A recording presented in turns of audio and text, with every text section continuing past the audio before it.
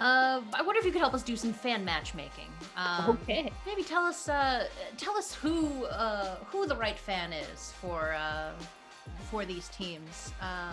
The Boston Pride, that powerhouse Pride. Who is the fan for them? Well, this type of fan likes being first. They like being correct. They like being right. The Boston Pride won the inaugural Isabel Cup. They did so with a pretty stacked roster of some of those Olympians that we were talking about who played in the NWHL in season 1. Your Brianna Deckers, Blake Bolden was on that team. Not an Olympian. Leave that right there. Not an Olympian, but very, very talented player. Hillary Knight, etc. So they've got that pedigree, right, of a very elite, hardworking, very skilled athlete.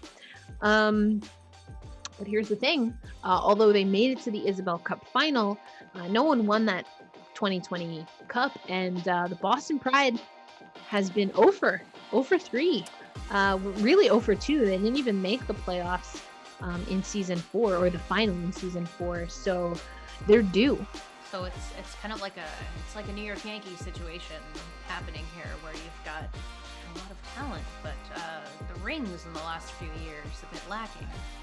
They've been lacking. It's hard for me to go along with that as a hypothetical, being a Mets fan, but I guess I understand where you're coming from.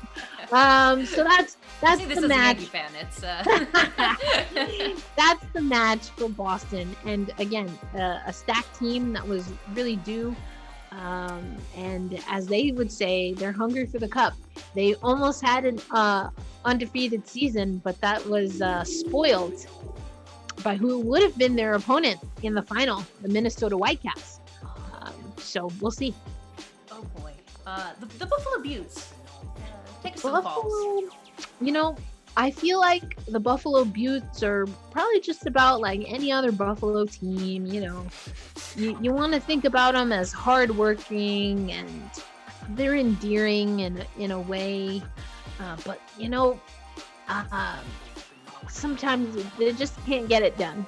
I will say that the Buffalo Beauts were in the first 3 Isabel Cup finals. They lost in season 1 to Boston. They won against Boston in season 2 in very dramatic fashion.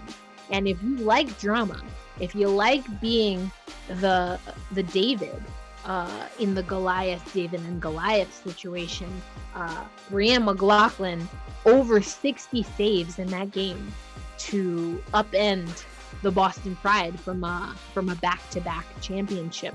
But, then they ran across the Riveters that we'll get into in season 3, and the Minnesota Whitecaps in season 4. Didn't make the final in season 5, but again, no one won the Isabel Cup. So Buffalo, always there, but had a really tough time in the last few seasons putting it all together. They're also a slow starter. They're slow out the gate.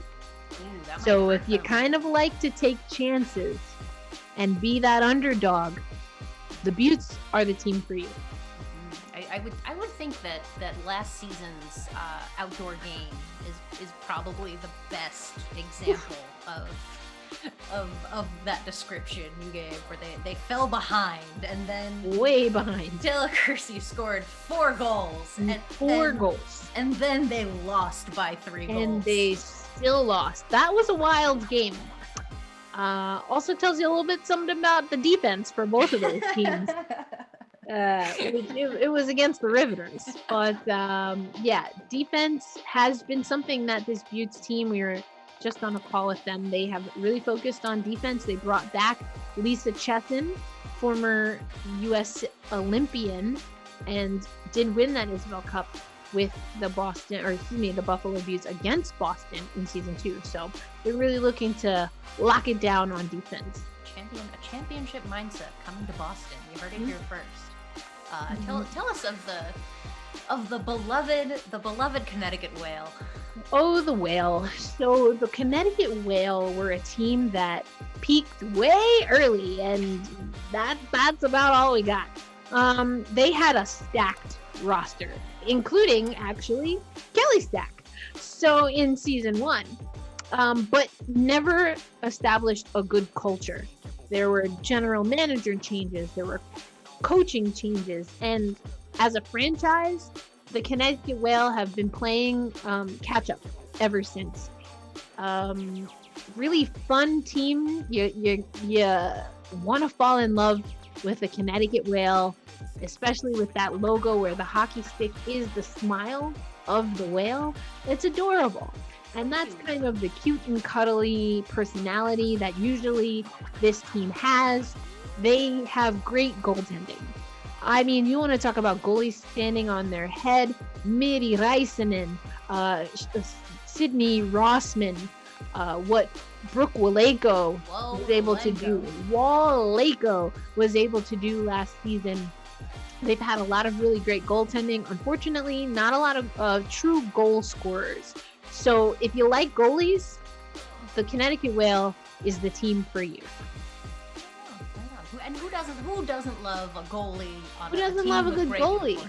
Who doesn't love a good goalie? And you've got Abby Ives is going to keep in that tradition, it seems, as really outstanding goalies that really step up.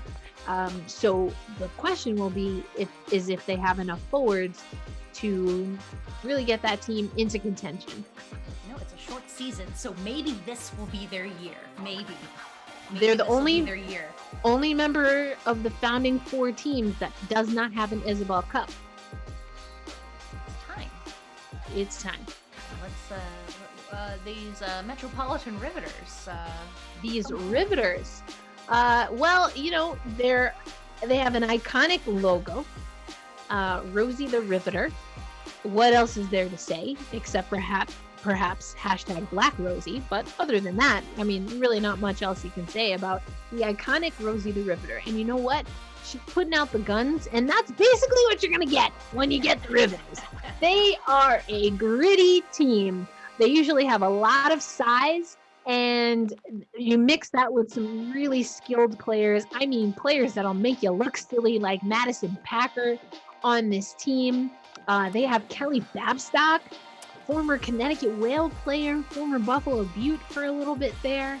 And man, they're going to be a fun team to watch. They are gritty. They will grind it out. You get up in their bubble or in their grill, and you're gonna feel it. And so I think they though also have a history of relying a lot on their goaltending. I think in the year that they won their Isabel Cup, that was some of the best defense that we saw for that Riveters franchise. So now it's a matter of if they're able to build up that decor. They have Soroya Tinker coming in, likely going to be the top defender as a rookie on that team. Of course, coming from Yale, I mean, and she's just a fantastic human that has so many aspirations, even outside of hockey. Yeah, and can just do everything. Everything. Does it all. But again, fits that Riveter kind of prototype of really good size, skilled on the puck, which is a really dangerous combo. Connecticut usually doesn't have much size. The Riveters usually have a lot of size. So if you like, if you like a team that's going to be in the penalty box, the Riveters are the one for you. Yeah, I feel like Madison Packer gets a lot of heat for being in the box, but then every now and then we'll see the clips of her just completely upending a goalie on a breakaway, and we're just like, oh right, she does that too. She also does that, which is just like, that must be terrifying when you're not on her team. Yeah, it's rude. Tell us of our westernmost team, the Minnesota Whitecaps. See, here's the thing about the Minnesota Whitecaps. This technically will be their 3rd season in the NWHL, but they're the true OGs of women's hockey. They have been a barnstorming team. They were the PWHPA before the PWHPA, okay? You want to talk about barnstorming. You want to talk about barnstorming. You want to talk about a team that was like, oh, that's what y'all are doing? Well, actually, we're going to do this thing over here, and y'all can come play us if you want to. They actually won the Clarkson Cup, which is what the CWHL gave to their champion, without actually being in the CWHL. That's like a boss move. That's a pretty hardcore boss move. I already mentioned that they were able to eliminate. Both. Yeah, they won the only franchise to win a Clarkson Cup and an Isabel Cup. Fantastic. The Brote family, Jack Brote, the coach, Brott Brown, the captain of that team. Just fantastic history and skilled to boot. We have to remember they are the Minnesota Whitecaps. Minnesota is known as the state of hockey. The WCHA is arguably, not really, the best college conference and has throughout all of their teams. Ohio State, Lisa Chesson comes from Ohio State. You think about Minnesota, Minnesota State, Bemidji State. There are just so many Olympians from literally all over the world that come from that college conference, and the Whitecaps have that recruitment area for women to play pro hockey. Come on, enough said. Enough said. So if you're a fan that you know your hockey history, you love your hockey history, and you especially respect the roots of the Midwest in the college game, the Minnesota Whitecaps are your team. And technically, they're the defending champions because we never had a champion for 2020. So they still own the rights to the Isabel Cup back from 2019. Also really great if you love terrifying mascots. Cuppy, that is the Duncan mascot. Cappy, both are terrifying. Cappy, little hitch in his, little growl. You gotta watch out for Cappy. Also, Minnesota has speed for days. Absolutely terrifying. But then they have a really strong goalie, likely led again by Amanda Levier. The Lev of McLevman. The Lev of McLevman, right? Exactly. So, if you like hockey history, women's hockey history from the Midwest, you like a fast team, you like a team that's like, hey, we know we're good, and we're not even gonna play in your league, but we're gonna take your trophy. The Whitecaps are your team. I'm gonna take this real quick. Thank you. Thank you much. It's ours. Then we have the new kids on the block, of course, the Toronto Six. Who's those guys? Who's those guys? That is the question. I mentioned Digit Murphy. Listen, the only thing that's more WOHO than the state of hockey is Digit Murphy. So,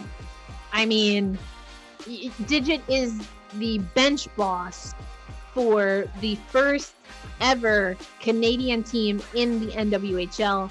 You want to talk about trailblazing, you want to talk about history, there you go. So there might be some overlap, we've got a little Venn diagram now of fans, like if you can't really get down with the Midwest, maybe you're north of our border here in the United States, maybe you want to root for Toronto. Also have very skilled players. Cheyenne Darkangelo just today was named the first ever Toronto Six captain. She has played at Quinnipiac. She played for the Connecticut Whale, the Buffalo Beauts. She has played overseas in China as a part of the CWHL. That's a whole nother story for a whole nother segment. But Cheyenne Darkangelo knows hockey, and she's pretty dang good at hockey. And so to be led by Digit Murphy and Cheyenne Darkangelo, they are that new wave team where Minnesota maybe has that old reminiscent feel for women's hockey. The Toronto Six are like, listen, we get it. You've been around the block. You went and stole that trophy without being in the league. But we're here to tell you that we're the new kids and we're the new wave. And this is how we're going to do that hockey. Amazing. Erica, where can the people find you for more of this wonderful hockey knowledge? Let's go. You can find Auntie at elindsay08. I'm most active on Twitter. And you alluded to my fantastic Patreon posse. I have been giving little nuggets of what my involvement in the N double season will look like over there. So always appreciate the support over there. And we also talked about YouTube. I'm really, as I mentioned, doing my best, especially in these Rona times, to make more video content and especially to make that accessible. So head over to Sports Talk with Erica Lindsay Ayala, or ELA for short, on YouTube, and you can find the Social Justice in Women's Sports series. I also have created a playlist of NWHL 101 stuff. So GalPal Sports is on there. The Ice Garden is on there. Mike Murphy is on there, and a lot of other great resources for new fans. So give us a follow, and of course subscribe and hit the notifications so you know when we get the next video. Yeah, it's appointment viewing watching Erica on YouTube. So thank you so much for joining us today, and we will see you on Twitch. Tell us when.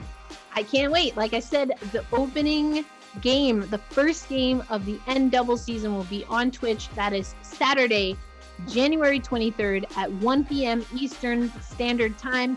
There are technically 2, and they might actually have to be 3 Twitch channels for the NWHL, so we don't know which one yet, but follow me on social media, follow the NWHL, and you can watch that on their Twitch channels. Amazing. Thank you so much, Erica.